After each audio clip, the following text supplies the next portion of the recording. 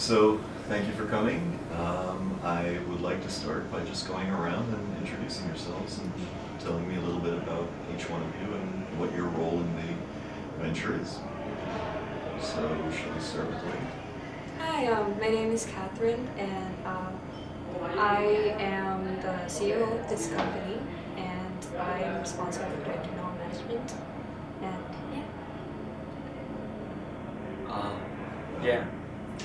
Hi, I'm Pon Premchun. I work with Tree over here in the technology part. I'm responsible for the back end of the coconut system, making sure that we have transactions going on and everything's working in the background. Currently an undergrad at MIT. Hi, I'm Trey. So I'm the CTO of this, and specifically working on the front end part of the application right now. And I'm also currently an undergrad at MIT. Excellent. I'm Brad Rue. I'm a senior at Harvard University, Science Psychology and Neuroscience. I'm the chief strategist for Coconut, so I take a look at our business plan and sort of long-term goals for where we want to be and what changes we want to make in the space. And I also take care of some communications. Hi, my name is Kanho Kim. I'm a senior at Harvard studying environmental science and public policy. I'm the CEO of Coconut, so I manages every activities that we do in for Coconut. How did you go from environmental into launching?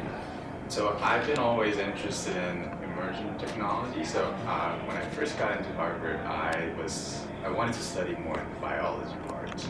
I moved to government and I moved to environmental science, and I've been doing a lot of startups since freshman year. So I think that kind of trajectory of trying new things have gotten me to interested in this new emerging technology. And how did you guys get together? Because you're different ages, different schools, different points in your life. So what brought you guys together to do this?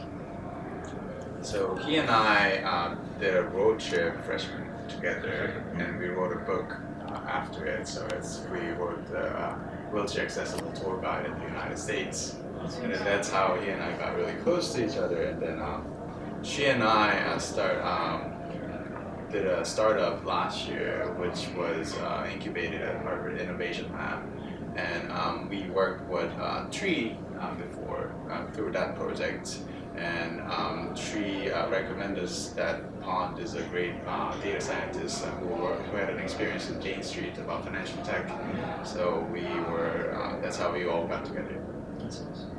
And so you got together, and the idea to work on this project evolved out.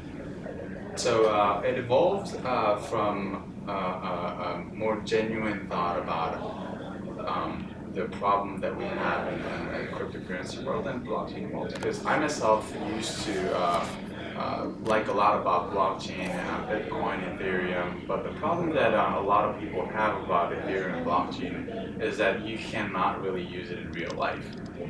So what we try to do is that how can we make so that people can buy a cup of coffee with whatever coin that you own. So we've been talking with our friends, and one night, one of my friends, who is a really close friend of mine, who's also a member but who cannot be over here, told me that we should develop something that we can integrate it with a point of sale system so that it's easier for people to use cryptocurrency in real life and bring about the usage of cryptocurrency in mainstream. So that's how we all started to see, there's a big potential in this field, and we also want to bring this new emerging technology to be used in real life faster and more efficiently through our technology. That was something that really interested me when I read about your company, is that you're actually taking what a lot of people are doing as a concept or as a proof of concept, and you're actually building something to bring that into the real world. So you want to talk a little bit about specifically your company and the solution that you're developing? So what we do is that there are a lot of companies that try to do a similar idea and different approaches. And what we saw a lot from happening is that people are coming up with this idea that may happen in 5 or 10 years. And we were thinking that we right now have the technology right now that can enable people to use cryptocurrency in real life and convert it into fiat currency and pay the merchants or whoever is responsible while getting paid in the currency they want. We have the technology.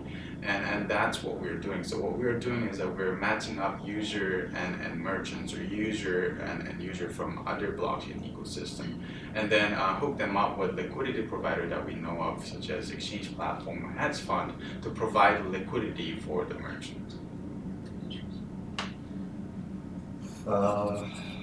I also remember reading that you are developing the technology here, but you're actually going to start launching it in Asia, correct? Yeah. In different Asian markets. So why that strategy? So what we thought that is that, yes, the US market, China market are the biggest markets in the world, but what we want to do is that we want to grow more responsibly and more in a more robust way, so that we can test it out in a smaller market. So we have a really good connection in South Korea and in the traditional financial world. So we are one of our advisors are in one of the biggest banks in Korea and top financial security firms and top 3 POS companies. So we have a connection over there, and we can learn things faster over there. And what we want to do is that master over there and expand to other Asian countries, learn the lessons from there, and then when the regulatory and then environment is ready over here, it's so that we can jump right in and then make things faster with the lessons that we learned from in Asia. So you find that it's easier to launch there because of regulatory factors? Regulatory factors and also the connections that we have. Okay. So you're leveraging your network. Yeah. Excellent. How have you funded this venture? Are you self-funded? Have you looked for any kind of angel investment, venture capital? So right now we're not looking for funding for sake. So we're because what we want to do is that we want to develop the technology first, and we're self-funding right now, and we've won some competitions like the Bitcoin. MIT Bitcoin competition, so we're using those funds that we won from the competition to self-fund and try to make the products first. Okay. But eventually you will need funding in order to grow the company and implement, certainly the travel back and forth to Asia, certainly, meetings that you have to take, and there's inherent costs. So what kind of avenues are you exploring for that growth? So what we're looking for, so we're probably going to be looking for seed funding and private funding sometime in early May. And through those means of fundraisings, we're probably going to fund ourselves to get ourselves a little further next step. Interesting. And long term, is your strategy to exit, or is your strategy to basically continue with the company and grow? So long-term strategy, as you know, this field is rapidly changing, and we don't really know which players are going to come in and what they're going to play the role in. So our strategy is to make ourselves as accommodating to the situation coming in, because our motto is to be able to be the best that we can be at that situation. And if we think the best strategy that we think at that moment is to exit, we might choose to exit. But at this point, we have not really thought about this, because our first priority right now is to focus on developing the product and get the things out that we want to get out. I would say our ultimate goal is to bring cryptocurrency payments into the mainstream, so that this technology is actually something that has a real impact on people's lives. So that's something that we can start to do almost immediately, because the technologies are existing to put people in touch with solving that issue problem. So we'll do our part to make that bring into the real world as much as possible. I would describe that as our fundamental goal. Okay. Have you encountered any difficulties with the fact that cryptocurrency, in order to do a lot of these transactions, does require technology, and in a lot of emerging markets, we discussed that there may not be such an easy access to technology. Have you considered how to overcome that factor?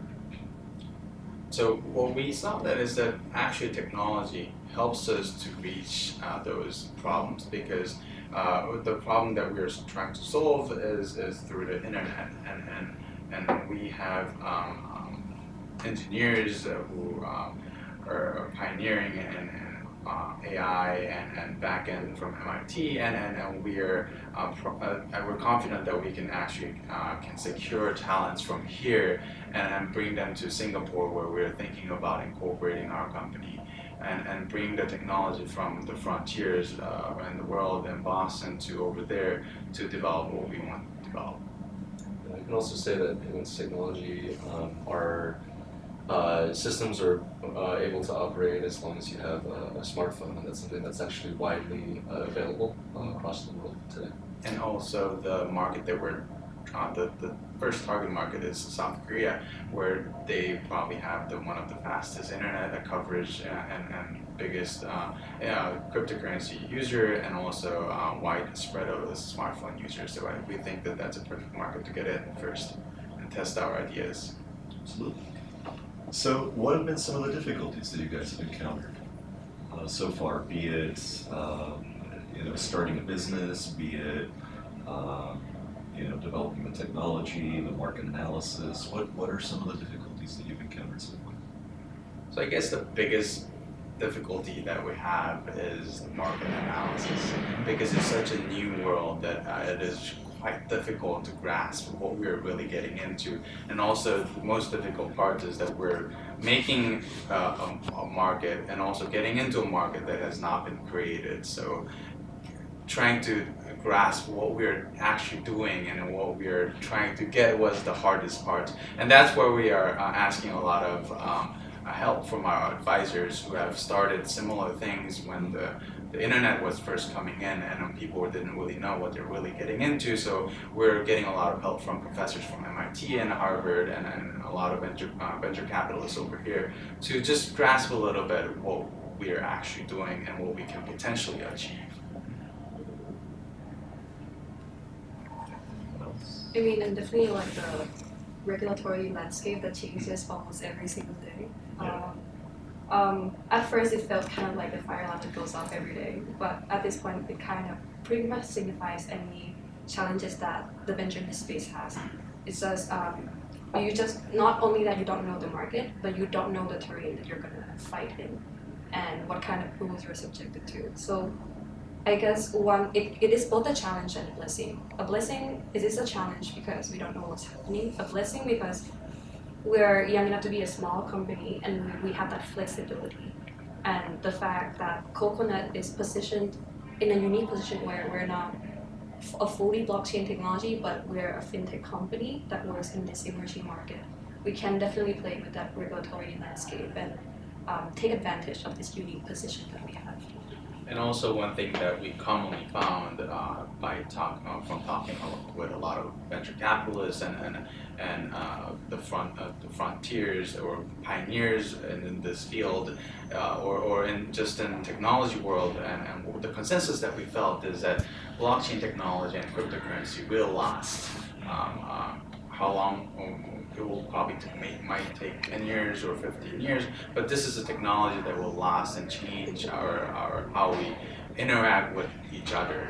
And so we're hopeful in that sense that what we're getting into is something of a futuristic and something that we can actually make changes in the world. You also mentioned you want to incorporate in Singapore. Why did you choose Singapore as a place to incorporate your company? So we have an aspirations to go global. So even though our target market first is South Korea and second is Thailand, we have this aspirations to go global. And right now the regulatory landscape about cryptocurrency, we believe that Singapore is very well laid and very friendly with this new emerging market. And also from looking from the side of acquiring talents, it has a vibe of very unique, international, and a lot of tech talents are over there too. So we want to incorporate them there for those reasons. Now, and again, we keep going back to the regulatory issues. And one of the interesting things about blockchain is that it is essentially a almost universal global currency, certainly there's different coins, but that coin can be traded from anywhere. But the regulations will be different from country to country. Have you put any thought into how to overcome that, or will you simply adjust to each country? Do you feel that there might be countries where you may not be able to operate? So we certainly believe there are probably going to be countries that we cannot operate because of the regulatory landscape. They might just not allow the people inside the country to use cryptocurrency as a means of exchange. But what we see as a commonality is that even though countries that have banned the use of a cryptocurrency start noticing the potential that it might have to disrupt the technology or the industries to move forward. So we're very positive in that sense. And also our main goal is to bring cryptocurrency and blockchains to mainstream. And what we see is that not following the regulatory landscape is probably not going to be a means to bring the technology to the mainstream.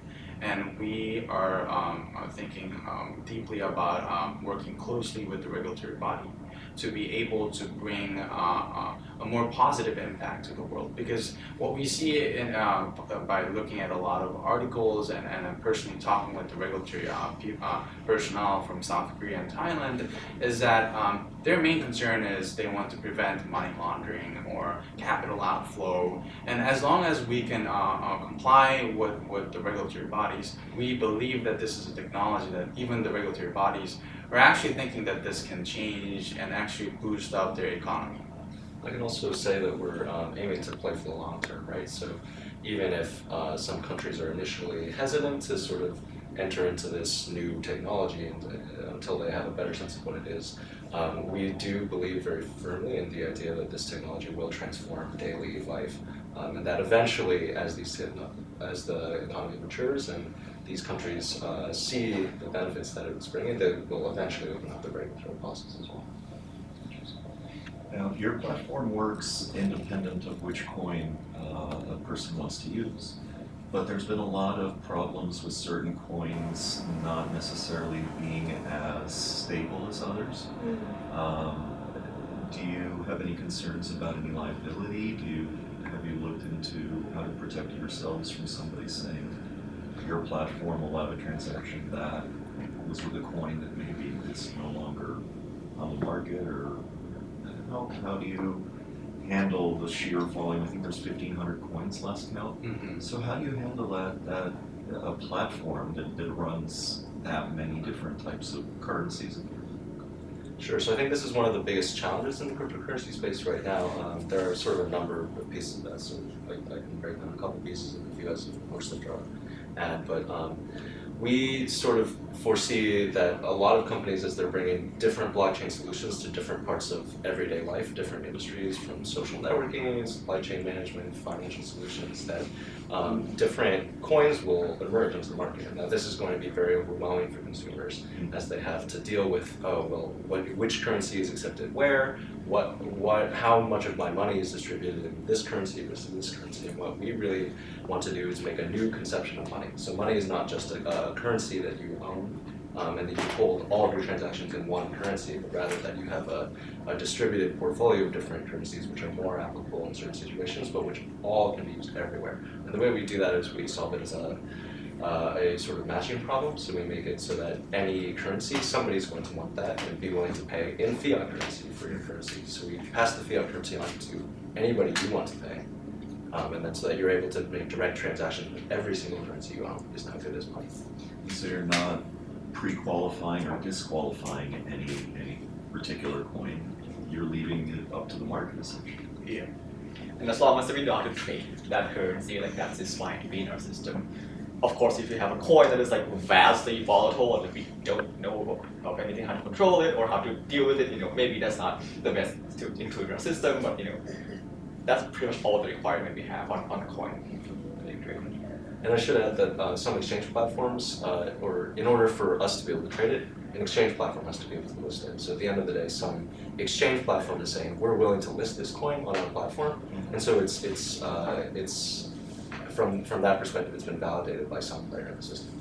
Yeah, and also what we're saying is that as long as there's a market that we can trade your coin on behalf of you and then trade it with something else, we should be able to do it. But if there's a coin that is not traded, or if there's no market for it, we won't be able to put that into our system. Because technically that would mean that the coin has no value, right? Sure. I would think of it as stocks, right? A stock is a kind of Bitcoin. If someone can trade this stock with me, if someone can trade this Bitcoin with me, I can work with it. Of course, if there's a company whose stock is completely worthless, or whose stock cannot be predicted by any means or form, maybe you would not want to deal with it. But other than that, we're not tied with the Bitcoin technology. We're not tied with the Ethereum technology. That's how we are able to be independent of the coin.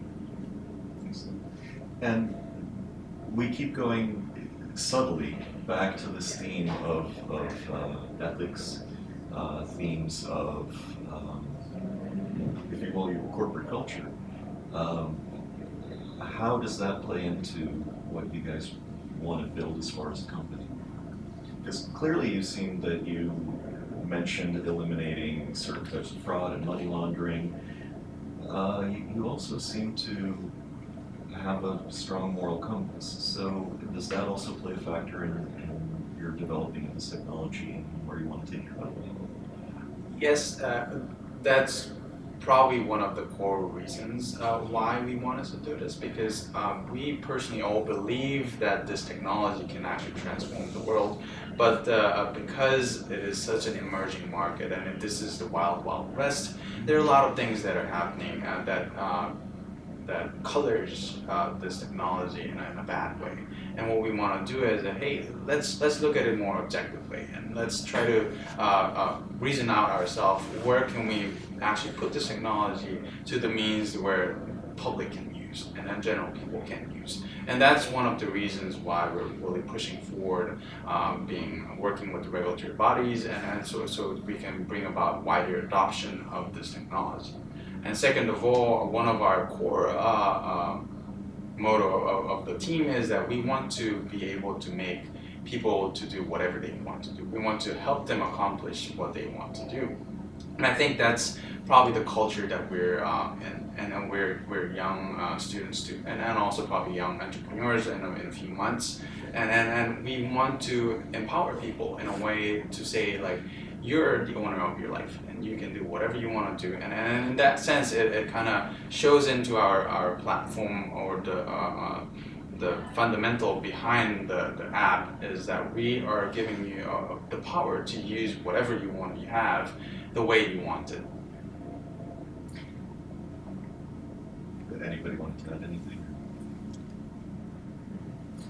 I just want to give everyone a chance to talk. If you guys have an opinion, please bring it forth. So. And I think personally, right, when I tell people that I'm working on a crypto company, my grandma would be like, "What's that?" Yeah. My mom would be like, "Can that be trusted?" There's some atmosphere going on around the crypto business. People who are not familiar with it think that maybe it's like a scammy kind of business. So because of that, I want to be really transparent. I want our company to follow strong ethics, so that I can proudly say to my mother and my grandmother and my friends that what I'm doing here is for the good of the world, and I'm actually doing an honest job and trying to change the world the best way that I can do.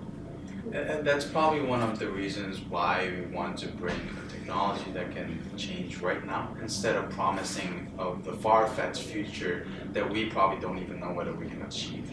Is that we want to be proud of ourselves and be able to say to people, hey, this is a thing that we can do it right now. And as long as that's something that we're not really sure of, we don't want to promise that, because we are not confident. And we as a company will probably only gonna say things that we're probably 99% sure that we can do it. And that's probably, that's also something that we always talk about in the meetings. And is that can we actually do this? Is this something feasible? Or are we saying something because we want to make more reputation? And no, we don't want to do that. We want to be honest with people and forthright. And I can also say that sort of fundamentally, one of the really exciting things about blockchain is it puts power back in the hands of individuals. So a lot of sort of the current dialogue around the internet is decrying how a couple of corporations have sort of seized enormous amounts of power over our societies, over our minds as individuals. And one of the really exciting potentials of blockchain technology is to leverage that power and distribute that back into the hands of the crowd. So that's something that we're really excited to be facilitating that movement into the everyday life. And in order to facilitate, we need to be trustworthy and we need to be ethical and we need to have morals behind making this protocol or technology so that people can trust. And that's one of the main reasons why our timeline right now is that we're not currently opening up any sales, but we're very harsh on our execution of our product. We went to Korea just about a couple of weeks ago and we secured all these partnerships, and we're currently building our product, which will be tested in an alpha phase just like next month. And all of this is a product before we ask for any kind of money, which is not a common thing in this landscape, whereas we usually raise the money first before anything comes out.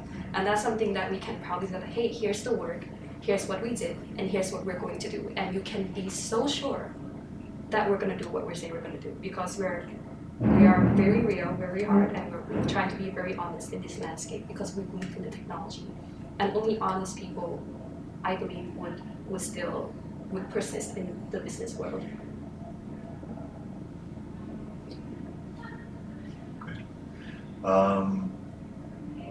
You are correct, and I admire the vision, but certainly you may find that when you go for a venture capitalist, they may have certain expectations. You guys really are going to stand on your ethics, and I think that's very admirable. Are you concerned about that at all? We do have met people who were a little concerned in a way that we're too honest in a way. And Well, business people like to overpromise. yes, It's- and what we generally saw is that yes, there are people who will not like us because we are too honest, or we are not promising for the things that we cannot do. But we're saying that okay, it's fine. There are a lot of people out there, and we want to work with people who actually share our vision and who believes in this ethics. So we're fine with having a group of people who don't like us. So we're confident in a way. I think that's a little courage that we have, and or maybe a little bit of a audacity that we have to say that we are confident in what we're doing. So we want to work with people who actually believes us. And then we will do our best to convince people to believe what we believe, but in the end, if they cannot believe what we have, I think that's a reality of life. That's awesome. And in the end, I think we are, in some way a financial company. So I think being trustworthy to the public, that is of interest of investors for sure. Like they would want to invest in a company that the public can trust. So I don't think we are following the ethics just for our own satisfaction, but we are sort of doing that also because it's good for our business. And of course, there's a lot of things that we've learned from our advisors already, and I think there'll be a lot more things to learn. No, I wish that more companies had your corporate culture, to put it that way.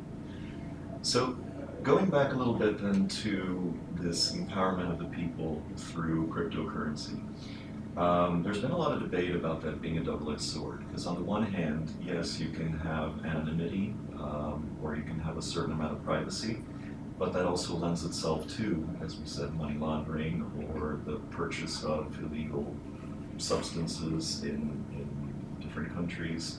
How do you feel about that? Where would you say the line should be drawn between somebody's right to privacy, but also the right to safety by auditing and prevention of illegal actions? So what we want to do is that we do want to prevent illegal activities that are happening with the crypto world, or being able to use this vision is to work closely with the regulatory bodies, and if they say, hey, this account seems like there's an illegal activity going on, we are willing to cooperate with them and then say that it looks like something going on, and then we should be able to release those data to the regulatory bodies, and I think that's what we believe as to bring this technology to the mainstream. Because if it is used continuously for illegal activities or dealing with drugs or getting into the dark web, we inherently think that there is going to be a fundamental problem of being adopted by a large number of people.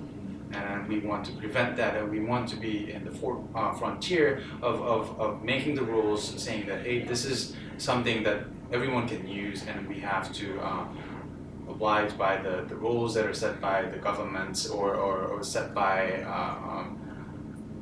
the group of people, and who will prevent something like this happening. Yeah, I would say we do believe in a society of law, so we believe that sort of people should be complying with laws, and so that's sort of the philosophy that we take. So we do believe very fundamentally in people's right to privacy. We're not going to release people's information unless, for example, they've been subpoenaed by a judge, or for example, they are there is a court order to investigate certain fraud or other bad financial transactions. So then, in the case of laws, we would comply. No, I absolutely understand about compliance, but I'm asking, are you going to have any mechanism that will maybe flag some suspicious accounts? Or are you going to be completely hands-off, and only when somebody comes with a subpoena, then you take action? Sure. So we want again mainstream sort of use of this new technology. So we don't want the kind of people who are doing shady transactions on our platform. So that's absolutely something that we would try to flag and remove. I think it is kind of built into our product actually. The product is that we allow the businesses to accept cryptocurrency, right? So any change, like our service is active when you're buying a certain goods from illegal business entities that exist in the real world, either physically or online or a different blockchain system. So in a way, if you're thinking about, like, let's say let's talk about money laundering. They're probably not gonna money laundering through like buying like 100 cups of coffee or like 1,000 kind of things. One thing that we don't allow people to do right now, and it's not in our business plan, is to allow people to send money to each other, right? Because that's where the problem that you're talking about is happening, because people can just send money from one wallet to another. You just don't know where it goes. Hundreds, thousands, or like millions of dollars. But what we do is that we're just working with the business entities that are already legal, and every time when we participate into the transaction, there's a notice we're dealing with legal goods and legal money that's being transacted. So in that way, I think in our product, we are kind of shielded from the big money laundering things, and we definitely have to comply by the law to work with these business entities. And our system makes a clear distinction of merchants and customers. Only merchants can accept money. So we can imagine, having merchants register with us, we verify who they are. Similar to, products like Square, right? They have to know who the merchants are. So and that's one way we can verify people who receive money. Another mechanism that we can imagine putting in our system is to limit the size of transaction, because we think, how much do people pay at a time at a grocery store, right? You're not paying $1 million to a merchant in your swipe a credit card, right? So that's like another mechanism that we can imagine putting in place. I was just reading the check spent $70,000 at a Walmart, so you never know who spends.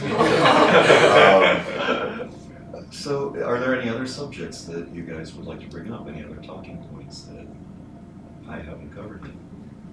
I think one of the really unique and important things about our business is that we allow other businesses to receive payments in cryptocurrency. So I think that's something that's very important for other businesses to be able to fully accept cryptocurrency options. So I want to make sure that that's remembered.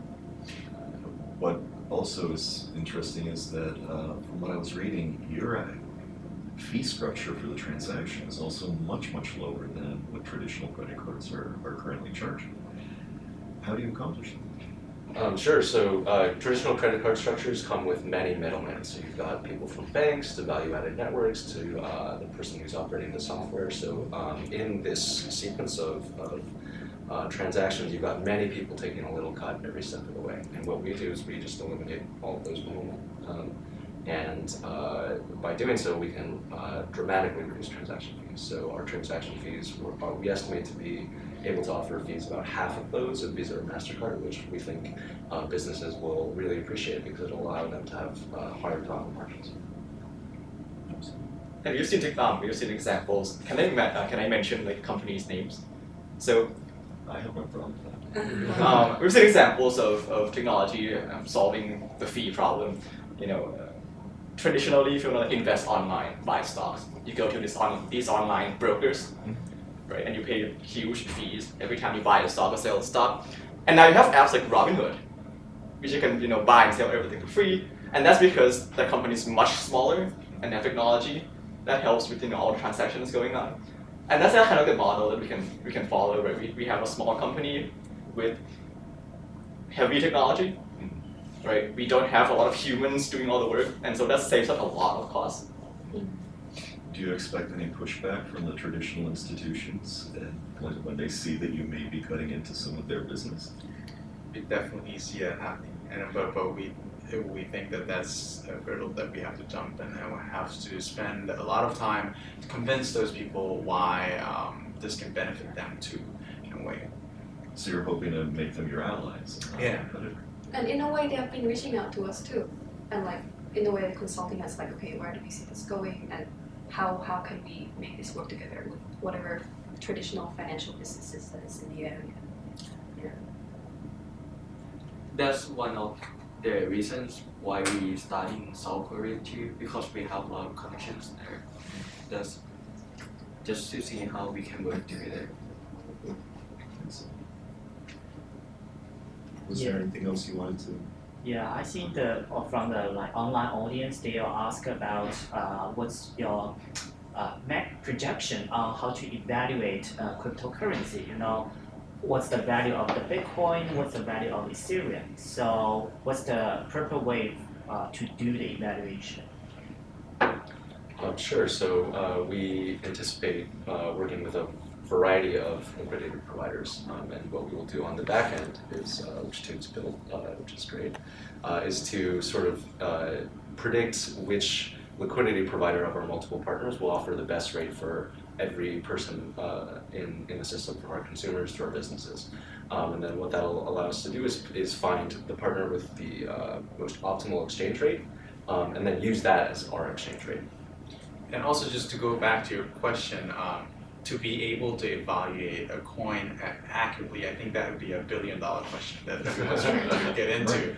And it's a new industry that nobody knows what is going around, and I think with traditional economics or traditional business sense, this is an area that people have difficult time grasping. So to say in public, we don't really know the rubrics of accurately saying this is worth $2 billion or this is worth $3 billion because of this X idea or B idea.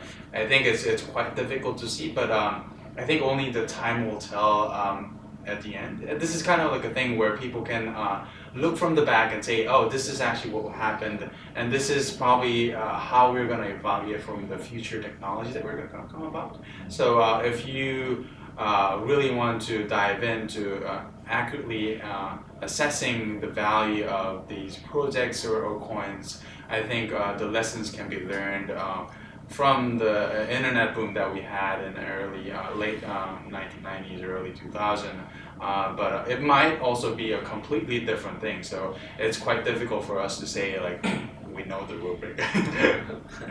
But we all believe that this Bitcoin Ethereum hold some values because like the miners are paying electricity for it, so it holds some real values from the real world.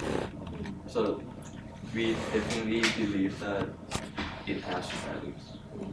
So instead of being based on gold, it's being based on the energy to fuel the system. We're not trying to exactly predict the value of Bitcoin. Like the power of prediction is not how we make money necessarily, because the most simplest way of running Coconut, let's say, I want to buy an ice cream, right? And the ice cream is $10. I'm gonna go to the exchange and try to sell Bitcoin for $10, and I'm gonna tell the customer this is the Bitcoin you have to pay. But there's no volatility in I know exactly when I trade how much Bitcoins it takes to get the $10, and that's I can go and charge the customers. So we're just sitting in the middle, trying to facilitate all this trading, and that's how we can come up with a rate for the customers. Now, the manner that we trade, who do we trade with, what liquidity providers do we can we do business with to get the best rate for the customer. That is our business value.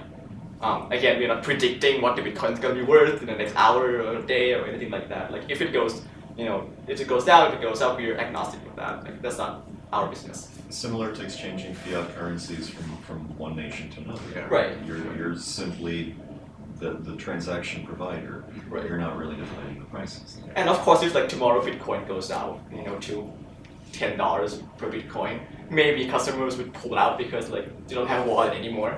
But as if you're not hitting that kind of tragedy yet, we're fine.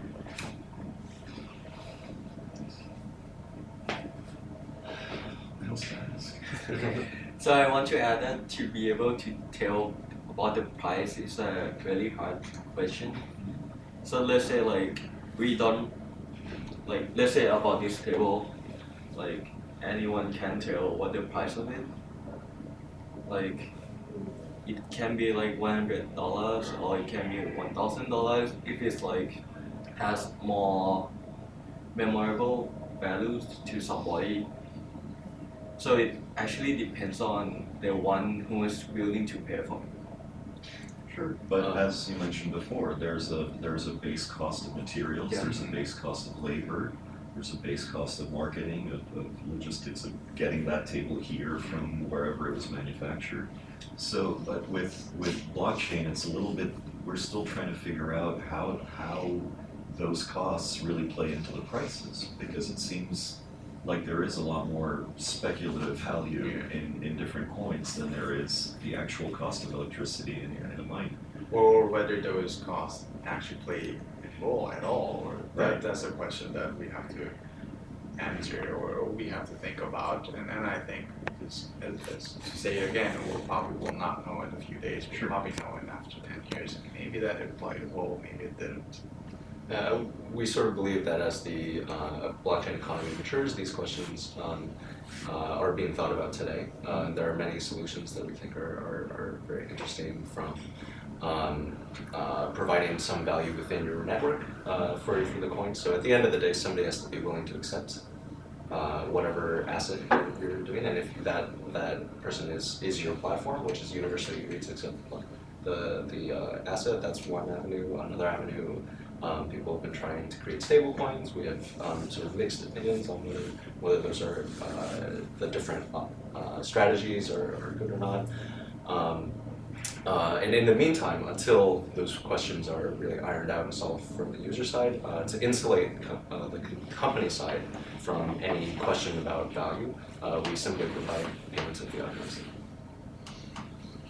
Are you in any way concerned that people may use your platform to almost use the exchanges and the different fluctuations?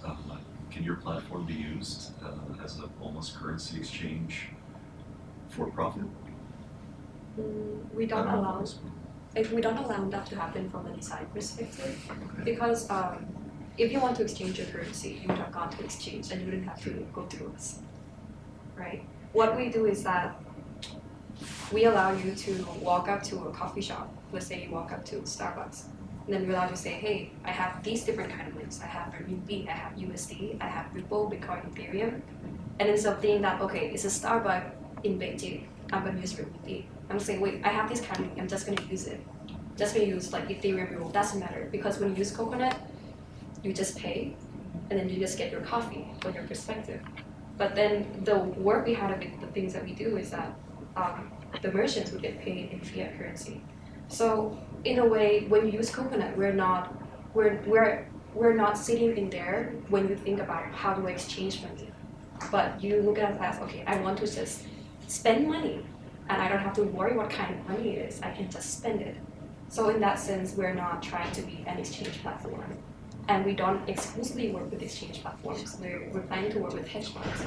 We're trying to use technology and the business executions to find out what is the best way for you to use these different kinds of money seamlessly and with the lowest fee possible. And that's where we bring value. We bring that seamless experience. We bring that we just take that headaches out and makes your money money anywhere you go, and that's what we do. Thanks. Thanks. So just to add a few more questions then. So we talked a little bit about maybe the cost of a particular coin being tied to mining, and originally the idea was that this be this distributed network, but I'm starting to see larger entities creating these mining centers, and it's how do you feel about where that aspect of cryptocurrency is going, where the control over the mining may be in the hands, once again, of several small entities, which may give them some power over the industry? I think so. One thing is that is not directly. That doesn't really directly affect our business. As long as there is a coin out there that people are willing to use to buy things and sell things, like we don't necessarily have to care how that coin is being mined.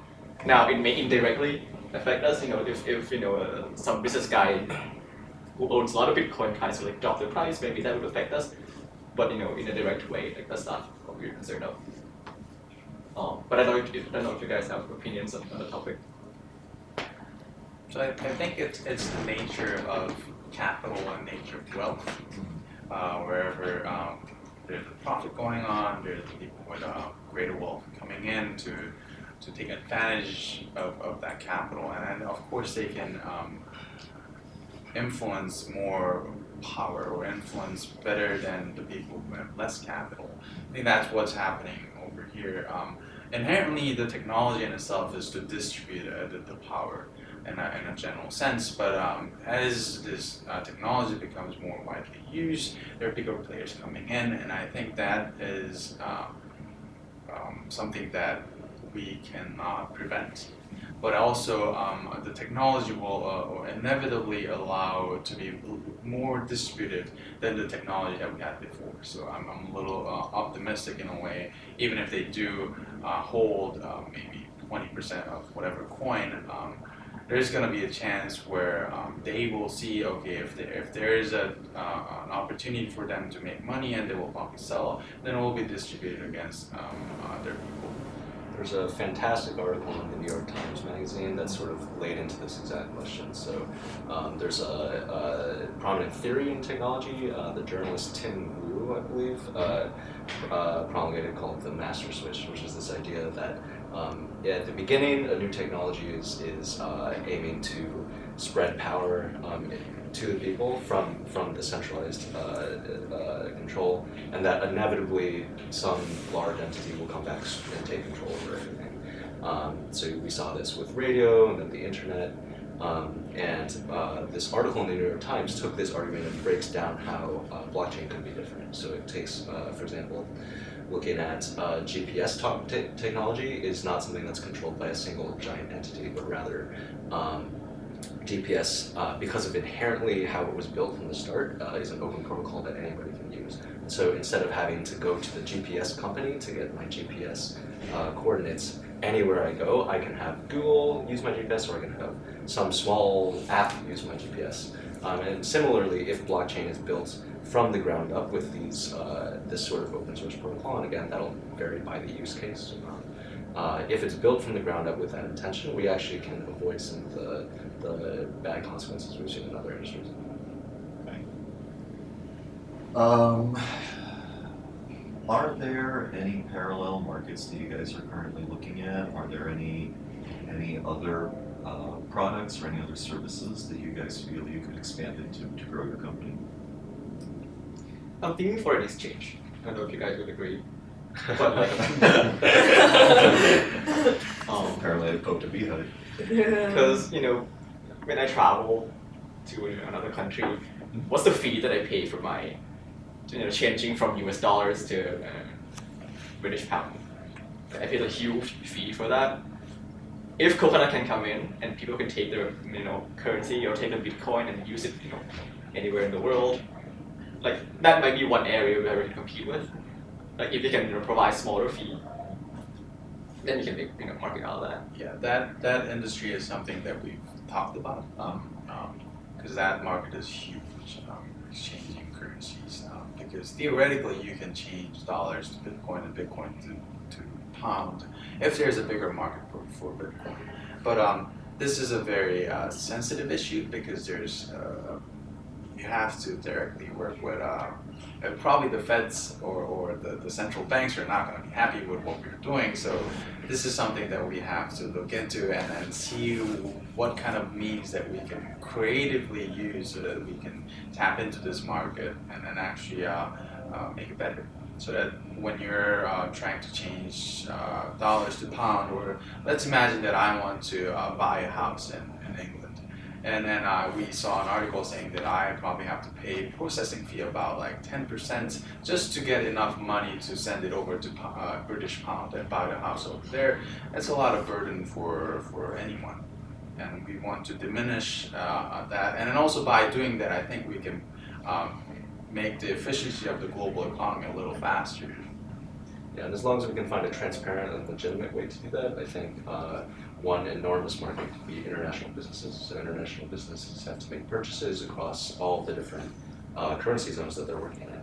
So if we're allowing, for example, Apple to make purchases in China with US dollars at an exchange rate that's better than the current middleman-heavy currency exchange industries, then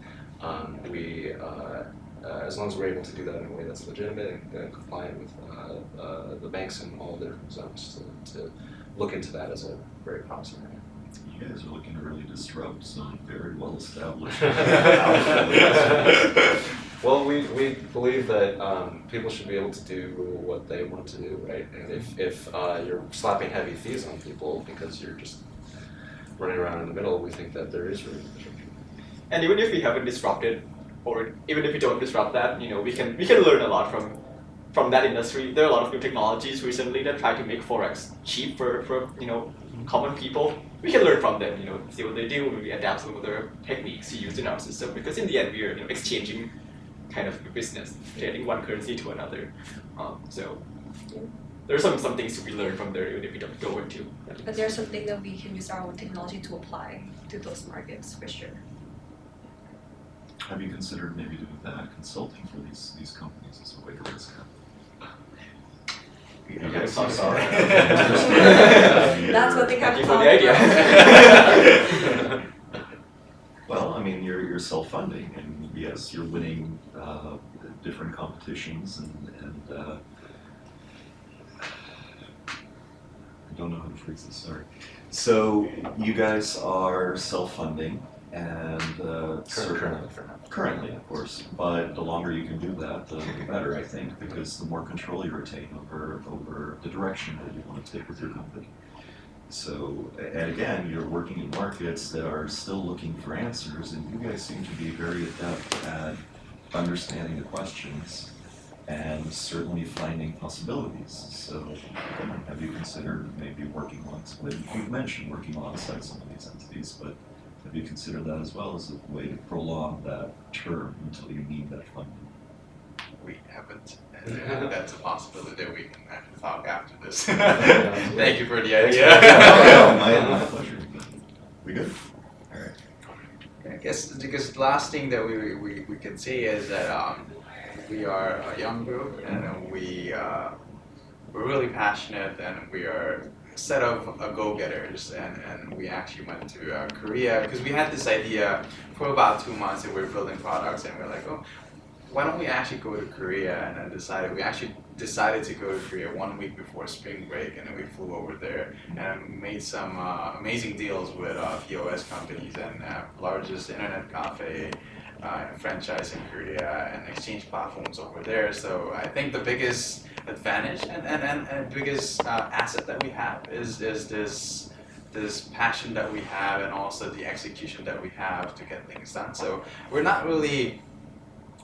People always say that ideas can change, and we also believe that. Maybe this idea may not be valid in a month, or maybe not valid in a year or 2.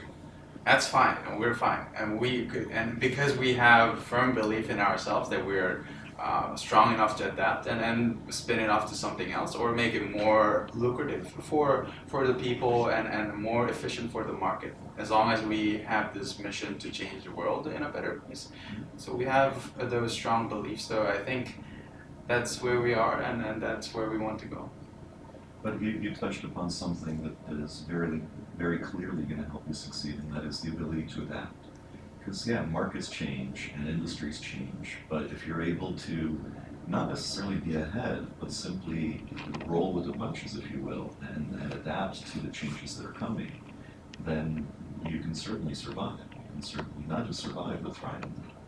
So I definitely think you guys don't even worry about being young, because this is a young industry. And I very much encourage you to keep going. Thank you. You guys have a very bright future.